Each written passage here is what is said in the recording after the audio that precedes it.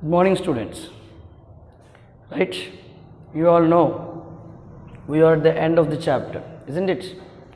A small expansion of the topic, knowing about the statements and connectives and compound statements we have seen in the last video. Now, in this video, we are continuing that one. I made you to learn about the negation in the previous video. After that one, we are going to see second compound statement called as conjunction. Okay, called as conjunction. The compound statement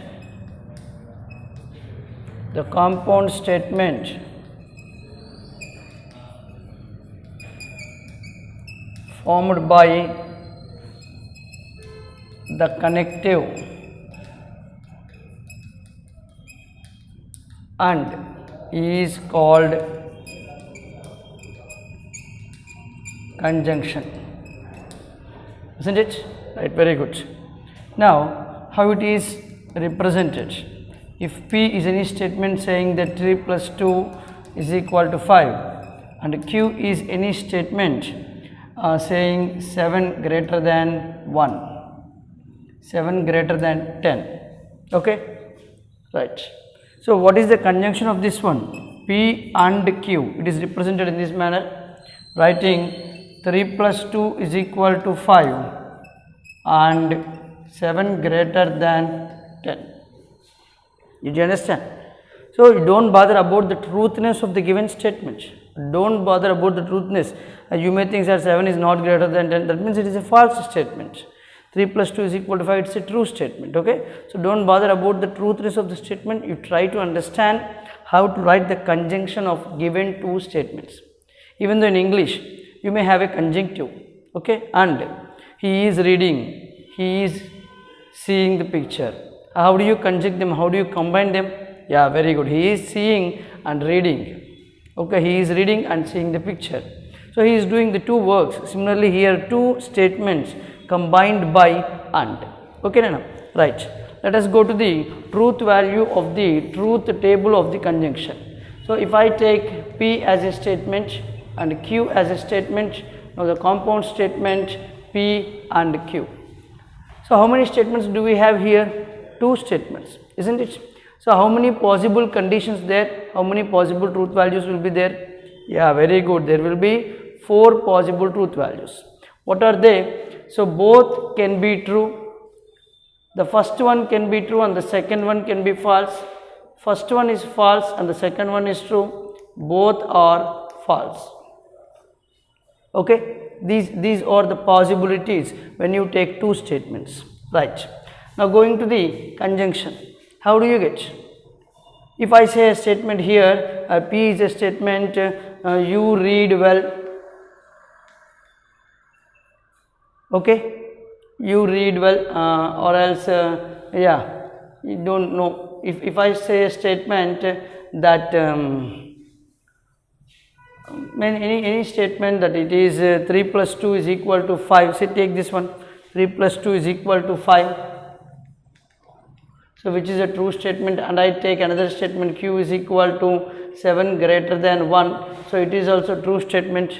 Then their combination will be always true. Okay, is it clear? And true and false. So, you must have there both conditions. Both must be true there. Only then it will be true. So, I say you bring pencil and pen to the class. Suppose I give you an example. You must have a pencil and a pen to come into the class. You got the pencil and pen. Are you allowed into the class? Yes, very good. You got a pencil but you don't have a pen. Do I allow you into the class? Very good. You are not allowed. That means it is false. So, you don't have a pencil but you have got a pen. Do I allow you into the class? No. Yes, very good. It is also false. You don't have anything with you. So, we are not going to allow you into the class. Okay. Okay, guys. So, this is the method of writing the truth table for a conjunction. Here you may have a note point that if both are true, only then it is true. If both the statements are true, only then the conjunction is true. Okay, Nana? Right, very good. Now we go to the third compound statement. What is the third compound statement? That is nothing but disjunction. Disjunction. What is this? Dis means not having. Okay, say the people disqualify, disobey. Okay, disqualify means you are not qualified. Disobey means you are not obeying the words. Okay, dis means they don't have any quality there. So disjunction means there is no any connection between them. So the compound statement formed by the connective or is called disjunction. Okay, is called disjunction. Now how do I represent this? Or is represented by the connective V. Okay, right, very good. Now this one is represented as or. You understood? So this is an example for the disjunction. Now going to the truth table of the disjunction. How do you get into the truth table? The same statement what I said you in the previous. Okay, P or Q. I say you may have a pencil or a pen to come into the class. You may have a pencil or pen to come into the class. I gave you the statement having pencil and having pen or. So you have both of them. Are you allowing into the class? Yes, you are allowed into the class.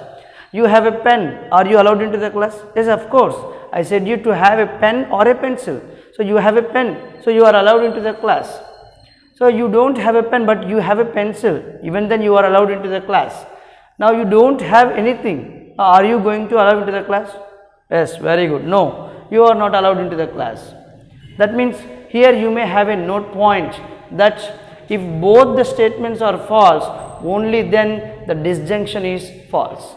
In the conjunction, if both the statements are true, only then conjunction is true. In the disjunction, if both the statements are false, only then the disjunction is false. Okay, read these notes, and in the next video we will discuss about the remaining compound statements and try to go into the methods of proofs. Okay, ma? Bye.